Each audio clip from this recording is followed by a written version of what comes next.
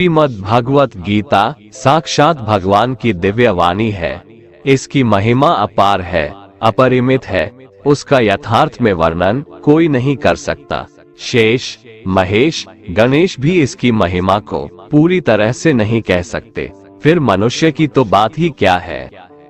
गीता एक परम रहस्यमय ग्रंथ है। इसमें संपूर्ण वेदों का सार संग्रह किया गया है। इसका आशय इतना गूढ़ और गंभीर है कि आजीवन निरंतर अभ्यास करते रहने पर भी उसका अंत नहीं आता। भगवान के गुण, प्रभाव, स्वरूप, तत्व, रहस्य और उपासना का तथा कर्म एवं ज्ञान का वर्णन जिस प्रकार भगवत गीता में किया गया है, वैसा अन्य ग्रंथों में एक साथ मिलना कठिन है। भगवत गीता एक ऐसा अनुपमेय शास्त्र है जिसका एक भी शब्द सदुपदेश से खाली नहीं है। गीता सर्वशास्त्रमयी है। इसे सारे शास्त्रों का खजाना कहा जाता है। गीता का भली भांति ज्ञान हो जाने पर सभी शास्त्रों का तात्विक ज्ञान अपने आप हो जाता है। गीता को हम भगवान से भी बढ़कर कहें तो कोई अत्युक्ति नहीं होगी। भगवान ने स्वयं कहा है, मैं गीता के आश्रय में रहता हूँ। गीता मेरा श्रेष्ठ घर है। गीता के ज्ञान का सहारा लेकर ही मैं तीनों लोकों का पालन करता हूँ। इसके सिवा गीता में ही भगवान अपने मुक्त कंठ से यह घोषणा करते हैं कि जो कोई मनुष्य मेरी इस गीता रूप आज्ञा का पालन करेगा वह निसंदेह मुक्त हो जाएगा। यही नहीं, भगवान कहते हैं कि जो कोई इसका अध्ययन भी करेगा उसके द्वारा मैं ज्ञान यज्ञ से पूजित होऊंगा। भगवान कहते हैं, जो मनुष्य गीता का रहस्य भक्तों को धारण कराता है और उनमें इसका विस्तार एवं प्रचार करता है, वो मनुष्य मुझे अतिशय प्रिय है। गीता संपूर्ण जीवन दर्शन है और इसका अनुसरण करने वाला व्यक्ति सर्वश्रेष्ठ होता है। भगवत गीता ही है जो आधुनिक युग में समस्याओं से घिरे हुए मनुष्य को एक कर्मशील जीवन जीने के लिए प्रेरित करती है। गीता ऐसे प्रेरणादायक संदेशों का महासागर है जो जीवन से निराश मनुष्य को आशाओं से भर देती है। श्रीमद् भागवत गीता एकमात्र ऐसा ग्रंथ है जो मनुष्य को जीने का सही तरीका बताती है। गीता जीवन में धर्म, कर्म और प्रेम का पाठ पढ़ाती है। श्रीमद् भागवत गीता का ज्ञान मानव जीवन और जीवन के बाद का जीवन दोनों के लिए उपयोगी माना गया है। भगवत गीता में कुल 18 अध्याय है और 700 श्लोक है, जिसे सभी के लिए पढ़ पाना थोड़ा मुश्किल है। इसीलिए आज के इस बेहद ही खास वीडियो में हम संपूर्ण गीता सार के बारे में बात करने वाले हैं, जिन्हें जानकर आप श्रीमद् भगवत गीता का सही मतलब समझ पाएंगे। इसलिए इन विचारों को आप हर रोज जरूर सुने। तो चलिए अब देर नहीं करते हुए वीडियो शुरू करते हैं। भगवान श्री कृष्ण कहते हैं कि हे अर्जुन, तुम्हें किसका मोह है? इस रणस्थली में युद्ध प्रारंभ होने से ठीक पहले तुम्हारा इस तरह से शस्त्र त्याग देना बिल्कुल भी उचित नहीं है, क्योंकि न तो ये श्रेष्ठ पुरुषों द्वारा आचरित है, न स्वर्ग को देने वाला है और न कीर्ति बढ़ाने वाला है। इसीलिए हे अर्जुन, नपुंसकता को मत प्राप्त हो, हृदय की तुच्छ दुर्बलता को त्यागो, उठो और युद्ध करो। तुम उसका शोक करते हो जो शोक करने के योग्य भी नहीं है और पंडितों जैसी बातें करते हो। ज्ञानी व्यक्ति ना तो मरने वाले का शोक करते हैं और ना ही उनका शोक करते हैं जो अभी जिंदा है, क्योंकि वो जानते हैं जो मर गया वो फिर से जन्म लेगा और जो जिंदा है वो एक दिन जरूर मरेगा। हे अर्जुन, न तो ऐसा है कि मैं किसी काल में नहीं था या तू नहीं था अथवा ये राजा लोग नहीं थे, और ना ऐसा है कि इससे आगे हम सब नहीं रहेंगे। वर्तमान शरीर की उत्पत्ति से पहले भी हम सब थे और पीछे भी रहेंगे। शरीर के नाश होने से आत्मा का नाश नहीं होता, अतः नाश की आशंका से इन सब के लिए शोक करना उचित नहीं है। आत्मा अजर अमर है। आत्मा न तो मरता है और न ही जन्म लेता है, क्योंकि आत्मा अजन्मा, नित्य, सनातन और पुरातन है। शरीर के मारे जाने पर भी यह नहीं मरता। जैसे मनुष्य पुराने वस्त्रों को त्याग कर नए वस्त्र धारण करता है, ठीक उसी प्रकार जीवात्मा पुराने व्यर्थ शरीर को त्याग कर नए शरीर को धारण करती है। आत्मा को शस्त्र काट नहीं सकते और न अग्नि इसे जला सकती है, जल इसे गीला नहीं कर सकता और ना ही वायु इसे सुखा सकती है। परंतु फिर भी अगर तुम इस आत्मा को सदा जन्म लेने वाला और सदा मरने वाला समझता है, तो भी हे महाबाहो, तू इस प्रकार का शोक करने के योग्य नहीं है, क्योंकि इस मान्यता के अनुसार जन्मे हुए की मृत्यु निश्चित है और मरे हुए का जन्म लेना भी निश्चित है। हे अर्जुन, अपने धर्म से भागकर तुम भय मत कर, क्योंकि क्षत्रिय के लिए धर्मयुक्त युद्ध से बढ़कर दूसरा कोई कल्याणकारी कर्तव्य नहीं है। हे पार्थ, अपने आप प्राप्त हुए और खुले हुए स्वर्ग के द्वार रूपी इस प्रकार के युद्ध को भाग्यवान क्षत्रिय लोग ही पाते हैं। किंतु अगर तुम इस धर्मयुक्त युद्ध को नहीं करेगा, तो स्वधर्म और कीर्ति को खोकर पाप को प्राप्त होगा तथा युगों युगों तक तुम्हारे अपकीर्ति की चर्चा होगी। सम्मानित पुरुष के लिए अपकीर्ति मौत से भी बढ़कर है।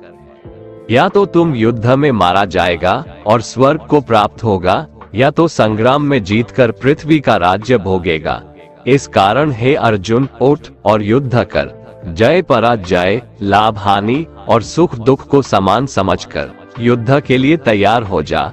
इस प्रकार युद्ध करने से तू पाप को नहीं प्राप्त होगा और यही तुम्हारा सबसे बड़ा धर्म और कर्म है। ये संसार मेरी ही माया है, ये संसार मुझसे ही उत्पन्न हुआ है। मैं ही इसका पालन पोषण करता हूँ और मैं ही इस सृष्टि का विनाश करता हूँ। मैं जल में रस हूँ, चंद्रमा और सूर्य में प्रकाश हूँ, संपूर्ण वेदों में ओंकार हूँ, आकाश में शब्द और पुरुषों में पुरुषत्व हूँ। मैं ही सूर्य रूप से तपता हूँ, वर्षा का आकर्षण करता हूँ और उसे बरसाता हूँ। हे अर्जुन, मैं ही अमृत और मृत्यु हूँ, सत असत भी मैं ही हूँ। मैं धरती की मधुर सुगंध हूँ, मैं अग्नि की ऊष्मा हूँ, सभी जीवित प्राणियों का जीवन और सन्यासियों का आत्म स्वयं भी मैं ही हूँ। मैं भूत, वर्तमान और भविष्य के सभी प्राणियों को जानता हूँ, लेकिन वास्तविकता में मुझे कोई नहीं जानता। हमेशा शक करने वाला व्यक्ति कभी शांति प्राप्त नहीं कर पाता है। वह ना तो इस लोक में धन, ऐश्वर्य या यश की प्राप्ति कर सकता है और ना ही परलोक में स्वर्ग की प्राप्ति कर सकता है, क्योंकि जब तक मनुष्य किसी भी विषय में संशय युक्त रहता है, तब तक वह उस विषय में सफलता नहीं पा सकता। इसलिए संदेह करने से बचें। हे अर्जुन, तुम्हारा क्या गया जो तुम रोते हो? तुम क्या लाए थे जो तुमने खो दिया? तुमने क्या पैदा किया था जो नष्ट हो गया? तुमने जो लिया यहीं से लिया, जो दिया यहीं पर दिया। जो आज तुम्हारा है कल किसी और का होगा, क्योंकि परिवर्तन ही संसार का नियम है और समय के साथ संसार में हर चीज परिवर्तन के नियम का पालन करती है। भगवान श्री कृष्ण कहते हैं, कर्मयोग ही वह योग है जिसके माध्यम से हम अपनी जीवात्मा से जुड़ पाते हैं। कर्मयोग हमारे आत्मज्ञान को जागृत करता है। इसके बाद हम न केवल अपने वर्तमान जीवन के उद्देश्यों को, बल्कि जीवन के बाद की अपनी गति का पूर्वाभास प्राप्त कर सकते हैं। इस योग में कर्म के द्वारा ईश्वर की प्राप्ति की जाती है। श्रीमद् भगवद गीता में कर्मयोग को सर्वश्रेष्ठ माना गया है। गृहस्थ और कर्मठ व्यक्ति के लिए ये योग अधिक उपयुक्त है। कर्म योग सिखाता है कि कर्म के लिए कर्म करो, आसक्ति रहित होकर कर्म करो। कर्मयोगी इसीलिए कर्म करता है कि कर्म करना उसे अच्छा लगता है और इसके परे उसका कोई हेतु नहीं है।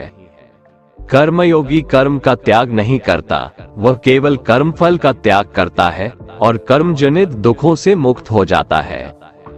उसकी स्थिति इस संसार में एक दाता के समान है और वह कुछ पाने की कभी चिंता नहीं करता। वह जानता है कि वह दे रहा है और बदले में कुछ मांगता नहीं, और इसीलिए वह दुख के चंगुल में नहीं पड़ता। कर्म फल का त्याग कर धर्मनिरपेक्ष कार्य का संपादन भी पूजा के समान हो जाता है। संसार का कोई कार्य ब्रह्म से अलग नहीं है, इसलिए कार्य की प्रकृति कोई भी हो, निष्काम कर्म सदा ईश्वर को ही समर्पित हो जाता है। पुनर्जन्म का कारण वासनाओं या अतृप्त कामनाओं का संचय है। कर्मयोगी कर्मफल के चक्कर में ही नहीं पड़ता, अतः वासनाओं का संचय भी नहीं होता। इस प्रकार कर्मयोगी पुनर्जन्म के बंधन से भी मुक्त हो जाता है। भगवान श्री कृष्ण कहते हैं, मनुष्य का मन वायु की तरह चंचल है। यह मन ही है जो मनुष्य को काम वासनाओं की तरफ भटकाता रहता है। अगर जीवन को सफल बनाना है तो मन पर काबू करना बहुत जरूरी है। मन को वश में करने से दिमाग की शक्ति केंद्रित होती है, जिससे कार्यों में सफलता मिलने लगती है। गीता के अनुसार जिस व्यक्ति ने अपने मन पर काबू पा लिया, वह मन में पैदा होने वाली बेकार की चिंताओं और इच्छाओं से भी दूर रहता है। साथ ही व्यक्ति अपने लक्ष्य को भी आसानी से प्राप्त कर लेता है। अगर मन को वश में नहीं करोगे तो वह तुम्हारा सबसे बड़ा शत्रु बन जाएगा। भगवान कहते हैं, जो मनुष्य सुख और दुख में शांत रहता है, जिसके राग, भय और क्रोध नष्ट हो गए हैं, जो मनुष्य शुभ और अशुभ वस्तु को पाकर न प्रसन्न होता है और न द्वेष करता है, जिन्होंने अपनी इंद्रियों को वश में कर लिया है, वो स्थिर बुद्धि मनुष्य मुनि के समान है।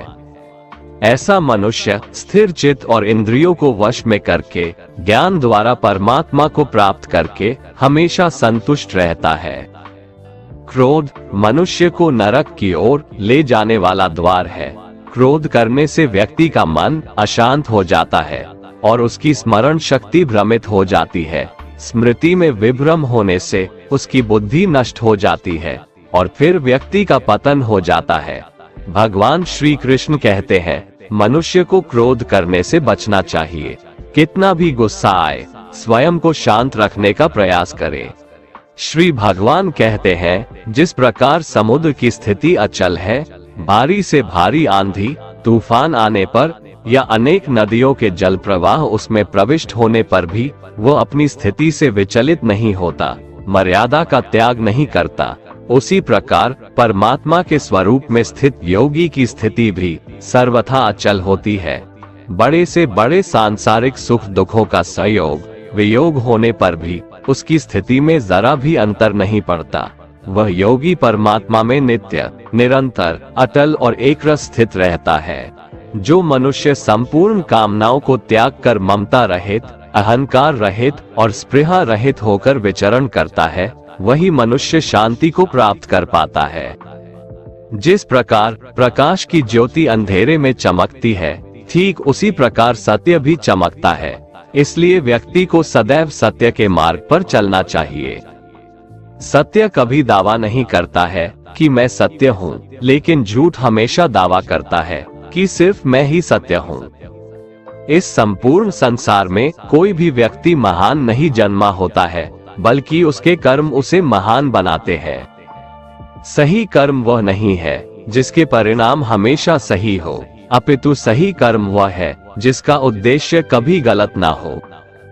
श्रेष्ठ पुरुष जैसा आचरण करता है, अन्य पुरुष भी वैसा ही आचरण करते हैं।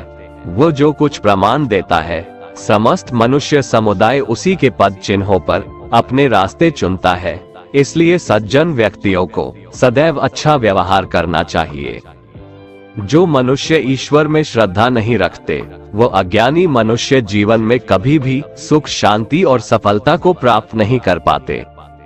ऐसे मनुष्य की बुद्धि विपरीत हो जाती है। वे लौकिक और पारलौकिक सब प्रकार के सुख साधनों को विपरीत ही समझने लगते हैं। इसी कारण वे विपरीत आचरणों में प्रवृत्त हो जाते हैं। इसके फलस्वरूप उनका इस लोक में और परलोक में पतन हो जाता है। वे अपनी वर्तमान स्थिति से भी भ्रष्ट हो जाते हैं और मरने के बाद उनको अपने कर्मों का फल भोगने के लिए सूकर, कुकर आदि नीच योनियों में जन्म लेना पड़ता है या घोर नरक में पड़कर भयानक यातनाएं भोगनी पड़ती है। भगवान श्री कृष्ण कहते हैं, जो मनुष्य अपने कर्तव्यों का पालन करते हुए विपरीत परिस्थितियों में भी अपने धर्म के मार्ग पर अडिग रहता है और उसके कारण अगर उसकी मृत्यु भी हो जाती है, तो वह मृत्यु भी उसके लिए परम कल्याणकारक बन जाता है और उस मनुष्य को स्वर्ग की प्राप्ति होती है। हे अर्जुन, मेरे और तुम्हारे बहुत से जन्म हो चुके हैं। उन सबको तू नहीं जानता, किंतु मैं जानता हूँ। मैं अजन्मा और अविनाशी हूँ। मैं समस्त प्राणियों का ईश्वर होते हुए भी अपनी प्रकृति को अधीन करके अपनी योग माया से प्रकट होता रहता हूँ। जब जब इस धरती पर धर्म की हानि और अधर्म की वृद्धि होती है, तब तब अधर्म का विनाश और धर्म की पुनर्स्थापना हेतु मैं अपने एक नए रूप को रचता हूँ और लोगों के सम्मुख प्रकट होता रहता हूँ। मनुष्य मेरी जिस भी रूप की पूजा करते हैं, मैं भी उनको उनकी भावना के अनुसार उसी रूप में दर्शन देता हूँ। मनुष्य जिस जिस भाव से मेरी उपासना करते हैं, मैं उनके उस भाव का ही अनुसरण करता हूँ। जो मेरा चिंतन करता है, उसका मैं चिंतन करता हूँ। जो मेरे लिए व्याकुल होता है, उसके लिए मैं भी व्याकुल हो जाता हूँ। जो मुझे अपना सर्वस्व अर्पण कर देता है, मैं भी उसे अपना सर्वस्व अर्पण कर देता हूँ। इस मनुष्य लोक में सांसारिक भोग के लिए लोग इंद्र आदि देवताओं की उपासना करते हैं, क्योंकि देवताओं का पूजन करने वालों को उनके उपासना का फल तुरंत मिल जाता है। लेकिन मैं ऐसा नहीं करता हूँ। मेरे भक्त यदि सकाम भाव से भी मेरा भजन करते हैं, तो भी मैं उनकी उसी कामना को पूर्ण करता हूँ, जिसकी पूर्ति से उनका विषयों से वैराग्य होकर मुझ में प्रेम और विश्वास बढ़ता है। इसीलिए सांसारिक मनुष्यों को मेरी भक्ति का फल शीघ्र मिलता हुआ नहीं दिखता है, और इसलिए वे मंद बुद्धि मनुष्य कर्मों का फल शीघ्र प्राप्त करने की इच्छा से अन्य देवताओं का ही पूजन किया करते हैं। इंसान हमेशा अपने भाग्य को कोसता है, ये जानते हुए भी कि भाग्य से भी ऊंचा उसका कर्म है, जो उसके स्वयं के हाथों में है। जो हुआ वो अच्छा हुआ, जो हो रहा है वह भी अच्छा हो रहा है, जो होगा वह भी अच्छा ही होगा। जो बीत गया उसका तुम पछतावा ना करो और भविष्य की चिंता भी ना करो, अभी तो वर्तमान चल रहा है। जो पुरुष ना किसी से द्वेष करता है और ना किसी चीज की आकांक्षा करता है, वैसा कर्मयोगी पुरुष सन्यासी के समान है, और वह पुरुष सुखपूर्वक संसार बंधन से मुक्त हो जाता है। ना तो मैं किसी के भाग्य का निर्माण करता हूँ और ना ही किसी के कर्मफल का निर्माण करता हूँ। मनुष्य अपने द्वारा किए कर्मों का ही फल भोगता है और उसी से उसके भाग्य का निर्माण होता है। मनुष्य स्वयं ही अपना मित्र है और स्वयं ही अपना सबसे बड़ा शत्रु भी है। ज्ञानी मनुष्य कर्मयोग या भक्ति योग से एक ही जन्म में इस समुद्र रूपी संसार से निकलकर परमात्मा को प्राप्त कर लेता है, और अज्ञानी मनुष्य काम, क्रोध, लोभ, मोह में फंसकर 84 लाख योनियों में भटकता रहता है। भगवान श्री कृष्ण कहते हैं, भगवत प्राप्ति के लिए कर्म करने वाला कोई भी मनुष्य दुर्गति को प्राप्त नहीं होता है। इस लोक में या परलोक में वह जहाँ भी रहता है, वो परमात्मा के मार्ग में आगे ही बढ़ता रहता है। हे अर्जुन, जिनकी बुद्धि माया ने हर ली है, जो जानबूझकर पाप कर्मों में ही लिप्त हैं, जो मुझे जानने की चेष्टा भी नहीं करते, ऐसे मनुष्य को जीवन में और जीवन के बाद के जीवन में भी कष्टों से मुक्ति नहीं मिल पाता है। जो मनुष्य अंत काल में भी मुझको स्मरण करता हुआ शरीर त्यागता है, वह मेरे परम धाम को प्राप्त होता है, इसमें कोई संशय नहीं है। देवताओं को पूजने वाले देवताओं को प्राप्त होते हैं, पितरों को पूजने वाले पितरों को प्राप्त होते हैं, भूतों को पूजने वाले भूतों को प्राप्त होते हैं, और मेरा पूजन करने वाले भक्त मुझको ही प्राप्त होते हैं। इसलिए मेरे भक्तों का पुनर्जन्म नहीं होता। जो कोई भक्त मेरे लिए प्रेम से पत्र, पुष्प, फल, जल आदि अर्पण करता है, उस शुद्ध बुद्धि निष्काम प्रेमी भक्त का प्रेम पूर्वक अर्पण किया हुआ वह पत्र, पुष्प मैं सद्गुण से प्रकट होकर प्रेम पूर्वक खाता हूँ। भगवान श्री कृष्ण कहते हैं, हे अर्जुन, तू जो कर्म करता है, जो खाता है, जो हवन करता है, जो दान देता है और जो तप करता है, वह सब मुझे अर्पण कर, मैं तुम्हें मुक्ति प्रदान करूंगा। मेरे लिए ना तो कोई प्रिय है और ना ही अप्रिय, परंतु जो भक्त मुझको प्रेम से भजते हैं, वो मुझ में है और मैं उनमें हूँ। यदि कोई दुराचारी भी अनन्य भाव से मेरा भक्त बनकर मुझको भजता है, तो वह पुरुष भी साधु के समान है, क्योंकि उसने भली भांति निश्चय कर लिया है कि परमेश्वर के भजन के समान अन्य कुछ भी नहीं है। स्त्री, वैश्य, शूद्र, भूत, पिशाच, चांडाल कोई भी हो, वो मेरी शरण में आकर परम गति को प्राप्त होते हैं। हमारे तामसिक गुण हमारे अंदर हीन भावना पैदा करके हमें खुद को उदास और नुकसान पहुंचाते हैं, और हमारे राजसिक गुण हमें ईर्ष्यालु और लोभी बना देते हैं। भगवान श्री कृष्ण कहते हैं, हर मनुष्य को तामसिक और राजसिक गुणों को खत्म करके अपने सात्विक गुणों से परिचित होना पड़ेगा। सात्विक गुण वो है जो आत्मा को अपने आसपास की हर चीज से जोड़े रखता है और उन्हें प्यार करना सिखाता है। किसी का अच्छा ना कर सको तो बुरा भी मत करना, क्योंकि दुनिया कमजोर है लेकिन दुनिया बनाने वाला नहीं। जिंदगी में हम कितने सही हैं और कितने गलत हैं, ये केवल दो लोग जानते हैं, एक परमात्मा और दूसरी हमारी अंतरात्मा। अपने आप को भगवान के प्रति समर्पित कर दो, यही सबसे बड़ा सहारा है। जो कोई भी इस सहारे को पहचान गया है वह डर, चिंता और दुखों से आजाद रहता है। मनुष्य को सबसे पहले खुद का आकलन करना चाहिए, अर्थात खुद के बारे में जान लेना चाहिए। खुद की काबिलियत और क्षमता को जानना ही मनुष्य को आत्मज्ञान की प्राप्ति करा सकता है। जब तक मनुष्य खुद के बारे में जान नहीं लेगा, तब तक उस मनुष्य का उद्धार नहीं हो सकता। श्रीमद् भगवद गीता में भगवान श्री कृष्ण कहते हैं कि हर एक मनुष्य को अपने आप पर पूरा भरोसा करना चाहिए, क्योंकि जो लोग खुद पर विश्वास करते हैं वह अवश्य ही सफलता प्राप्त करते हैं। ऐसा भी बताया जाता है कि जो व्यक्ति जैसा विश्वास करता है आखिरकार वैसा ही बन जाता है। सुख और दुख सर्दी और गर्मी के समान है। आज अगर दुख है तो कल सुख भी अवश्य होगा। इसलिए इन दोनों ही परिस्थितियों में मनुष्य को संयम से काम लेना चाहिए।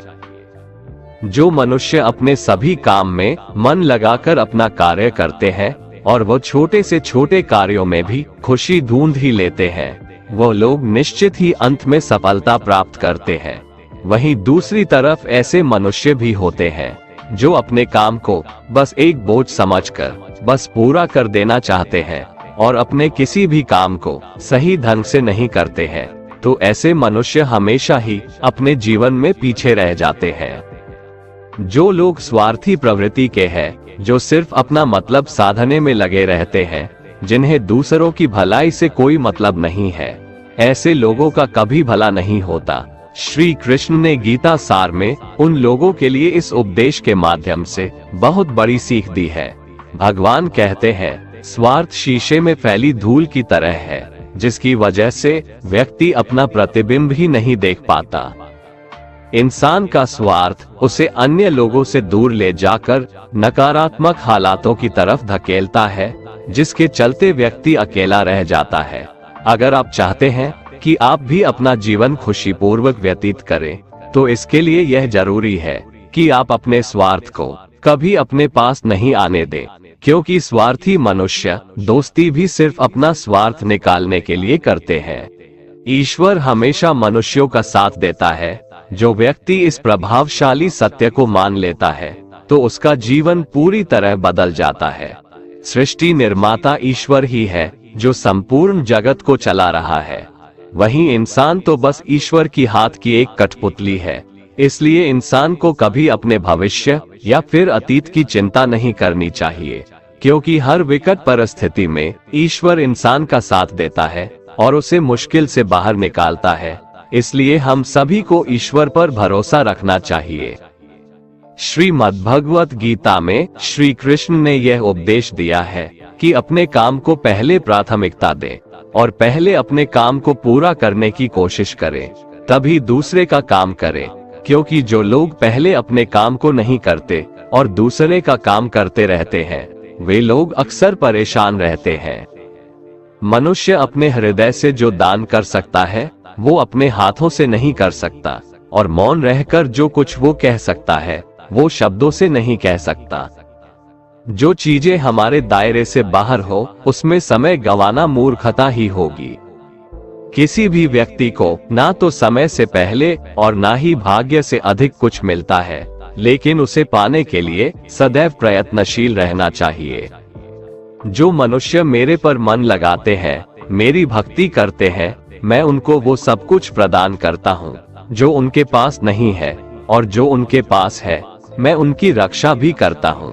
इसलिए ये बहुत जरूरी है कि हम अपने बुरे वक्त में परमात्मा पर भरोसा रखें। भगवान श्री कृष्ण कहते हैं, कितना भी बुरा वक्त आ जाए कभी विचलित नहीं होना चाहिए, बल्कि डटकर उसका सामना करना चाहिए, क्योंकि इस संसार का नियम है, जो आया है उसे दुख का सामना करना पड़ेगा। रोने से और चिंता करने से कोई फायदा नहीं होने वाला है, बल्कि इससे दुख और बढ़ेगा। जीवन में आगे बढ़ने के लिए और अपनी अलग पहचान बनाने के लिए यदि आपको क्रांतिकारी भी बनना पड़े तो इससे पीछे न हटें। कहने का सीधा मतलब ये है कि जरूरत के हिसाब से खुद में बदलाव करें और समाज के बारे में न सोचते हुए अपने काम पूरे करें। जीवन में दोस्तों की भूमिका बहुत अहम होती है। सच्चे दोस्तों की पहचान हमेशा मुश्किल वक्त में ही होती है। जिस तरह भगवान कृष्ण ने पांडवों के मुश्किल वक्त में उनका साथ दिया था, वैसे ही आपको भी अपने दोस्तों का साथ देना चाहिए। इसके साथ ही आपको ऐसे ही दोस्त बनाने चाहिए जो आपके मुश्किल वक्त में आपके साथ खड़े रहें। जीवन में हार जीत लगी रहती है, लेकिन सफलता सिर्फ उसी व्यक्ति को मिलती है जो अपनी गलतियों और हार से सीख लेकर आगे बढ़े। हार कर निराश होना किसी भी समस्या का हल नहीं है। किसी भी परिस्थितियों से लड़ने के लिए उसके लिए एक बेहतर रणनीति बनाना बहुत जरूरी है। बिना रणनीति के आप हर मोर्चे पर कामयाब नहीं हो पाएंगे। यदि पांडव भी श्री कृष्ण द्वारा बनाई गई रणनीति का पालन नहीं करते तो शायद कौरवों के खिलाफ हुए युद्ध में उन्हें जीत नहीं मिलती। गीता के 10वें अध्याय में भगवान श्री कृष्ण कहते हैं कि हे अर्जुन, मैं सभी प्राणियों के हृदय में स्थित सबका आत्मा हूँ। संपूर्ण प्राणियों का आदि, मध्य और अंत भी मैं ही हूँ। मैं सूर्य हूँ, मैं वेदों में सामवेद हूँ, देवों में इंद्र हूँ, इंद्रियों में मन हूँ, मैं ब्रह्मा हूँ, मैं विष्णु हूँ, मैं महेश हूँ, जलाशयों में मैं समुद्र हूँ, पर्वतों में मैं हिमालय हूँ। इस संपूर्ण संसार में तुम जो कुछ भी देख पाते हो सब मैं ही हूँ। कोई आदमी चाहे लाख चीजें जान ले, चाहे वो पूरे जगत को जान ले, लेकिन अगर वह स्वयं को नहीं जानता तो वह अज्ञानी है। अगर कोई आपको ठुकरा दे तो बुरा मत मानना, क्योंकि वे वास्तव में आपकी कीमत नहीं जानते। जो रिश्ता हमें रुला दे उससे गहरा कोई रिश्ता नहीं, और जो रिश्ता हमें रोता हुआ छोड़ दे उससे कमजोर कोई रिश्ता नहीं। हमेशा शांत रहें, इससे आपके जीवन में खुद को बहुत मजबूत पाएंगे, क्योंकि लोहा ठंडा होने पर ही मजबूत होता है, पर गर्म होने पर तो उसे किसी भी आकार में ढाला जा सकता है। किसी विपत्ति के समय आपको ये 7 गुण बचाएंगे: आपका ज्ञान, आपकी विनम्रता, आपकी बुद्धि, आपके भीतर का साहस, आपके अच्छे कर्म, सच बोलने की आदत और ईश्वर में विश्वास। आत्मा हमेशा जानती है कि सही क्या है और गलत क्या है, लेकिन मनुष्य के सामने चुनौती तो मन को समझने की होती है।